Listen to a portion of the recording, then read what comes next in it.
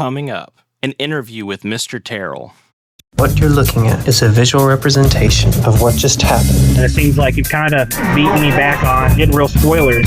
I'm not trying to beat you at all. Oh, I promise. So you've heard of you've heard of airplanes, you've heard of the Empire State Building. I'll give you a strong maybe, yes. Sounds deflecting. You promised me no deflections.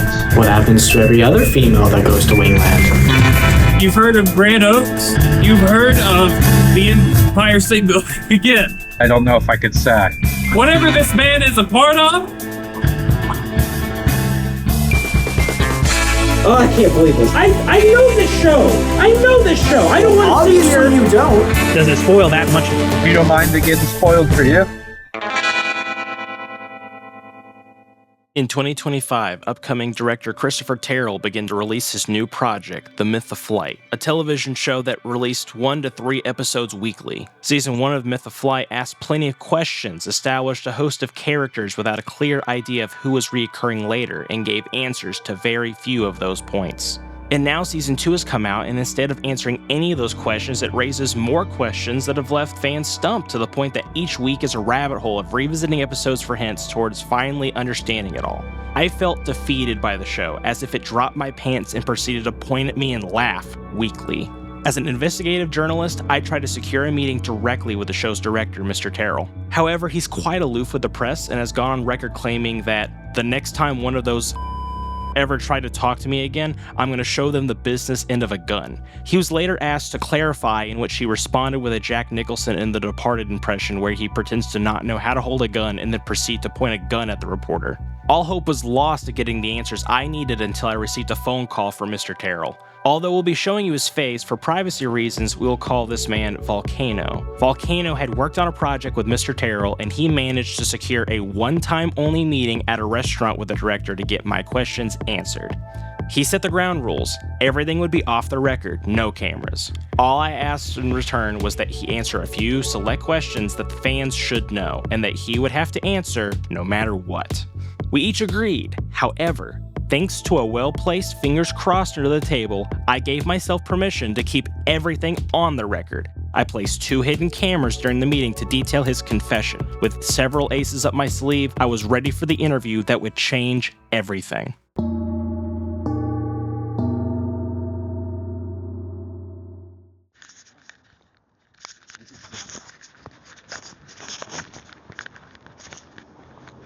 Mr. Terrell, wonderful to see you, man. Yes.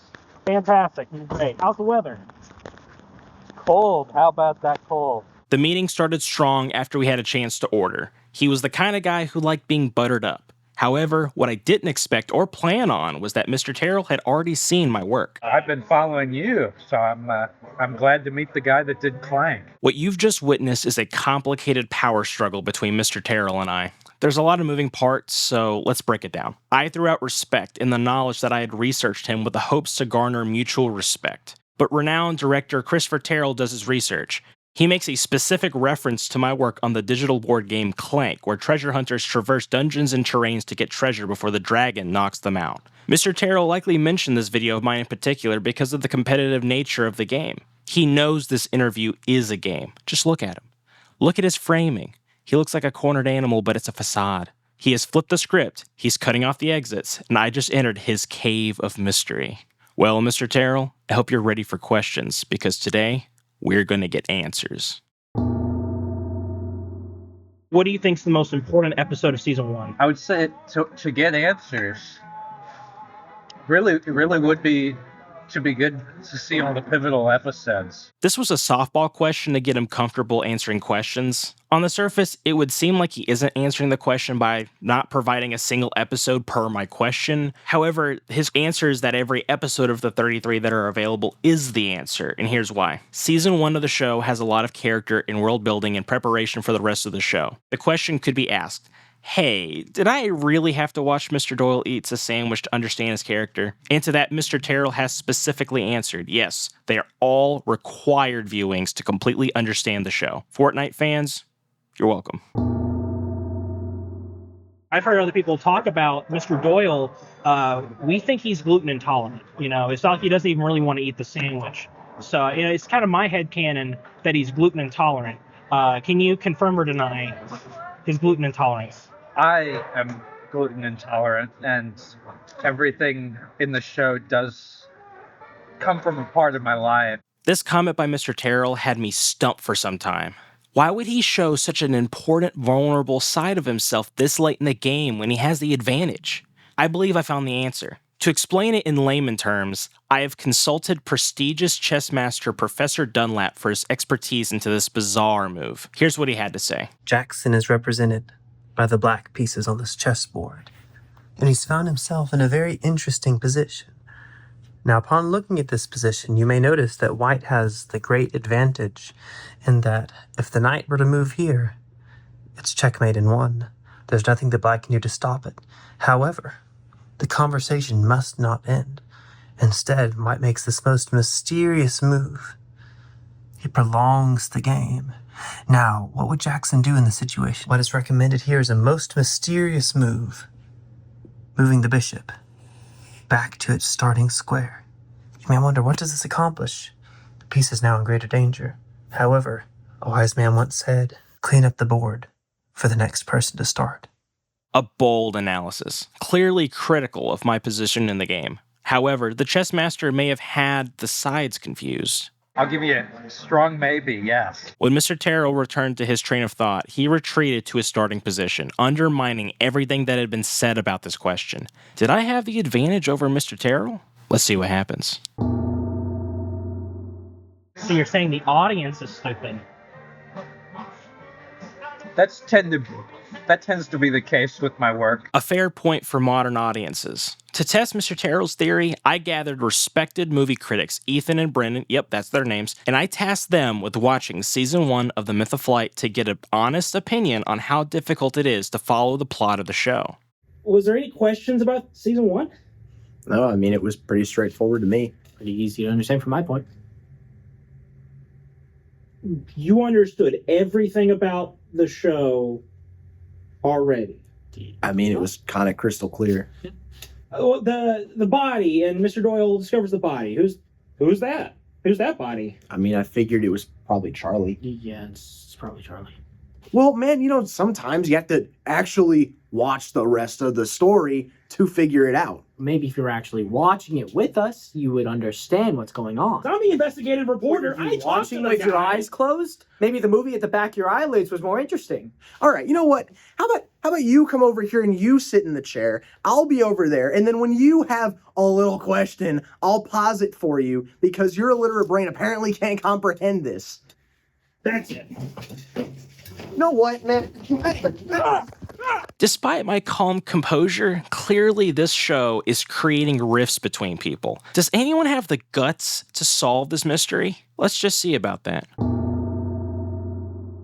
I mean, you know, there is video of me out there climbing hills, so I have, you know, worked the logistics of it at least once. Based on his tone, this would have gone over any decent interviewer's head, as it did mine in the moment. But thanks to the power of I've watched these clips 100 times, I realized that Mr. Terrell was referencing a short film that he had worked on called Pilgrimage, where he climbs a hill as a metaphor for a religious journey. Wait a minute. Oh, hold on. Go back.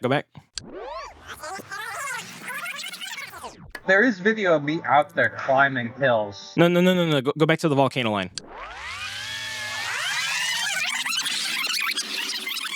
There. Someone unblur the image. Oh. Yeah. I lied. I've worked with Mr. Terrell before. I've made a severe and continuous lapse in my judgment, and I don't expect to be forgiven. I'm simply here to apologize. I'm sorry, Fortnite fans. I shouldn't have hid this information from you. I've got no defense for this. So, I think I'm out.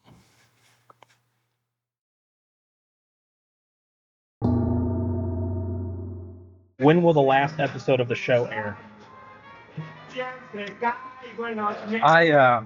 me see. I know all the dates already. You know, I would say 7 p.m. Central Standard Time. Wednesday.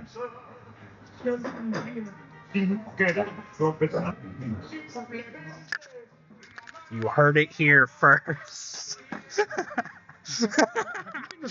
I got him. 4K. I show my hand, but it was far too late. We can all see through the facade now, one that Mr. Terrell had intended to hide so desperately. And by watching to this point, you have completed your role in my scheme and have forgiven me for all of my previous transgressions. I have won. So there it is. The interview with famed director Christopher Terrell has ended with me as the sole victor. Now, I'm a professional, but I do enjoy the occasional victory lap around my opponents. So about the bill, I really do appreciate your time. Yeah, I'll see you later. Yeah, absolutely, man.